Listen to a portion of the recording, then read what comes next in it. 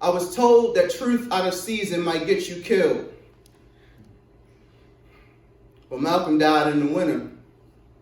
And I don't know what's colder than taking gunfire in the center of the same heart that beat like a djembe drum for his people.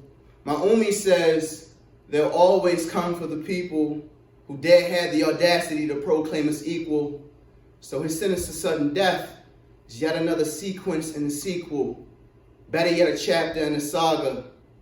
He lays in a chapter of other martyrs. And I wish that this was some abstraction unthought of, that the bullets that claimed him had no name.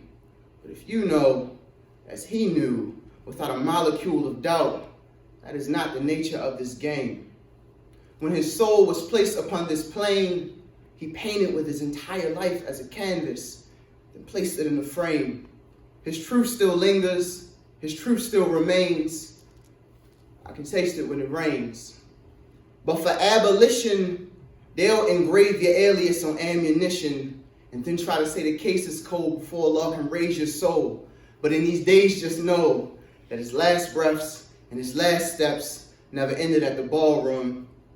February 21st was yet another pit stop in Harlem, as it was in Nigeria, Ghana, Egypt, Slauson. You can still feel the Malcolm in all them. We take our lead from the prince, and then we breathe for the prince. His single pursuit was Huck, and we've been breathing it since. So salutations to the man who died 3 times over, first as an outcast, second as a prisoner, third time as a soldier, who saw his people being crushed by the weight of the world, and then placed it on his shoulders. Something happened in that prison that's crafted every instance when a soul realizes the reality of living within this gap that we are given, that we've been masterfully hidden from the light of his dominion. And once that veil has been lifted, there's not a colonizer alive that can extinguish his flame. Severing 1,000 tongues won't make us relinquish his name. Don't let one ear of our children not hear about the man among men, about those towering shoulders as we stand upon them.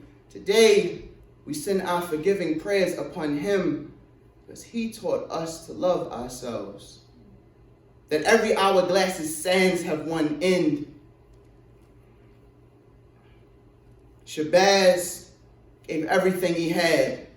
His darkness, his light, his love, his life. And though our people still march through the night, though there are far more waters to wade in, we are armored for the fight. We are illuminated by his soul. We are awakened by his rage. And it was all written in with dried ink upon the page. Let the world forever know, from every sinner to every sage, that merely his body was taken on that stage. AUDUBON.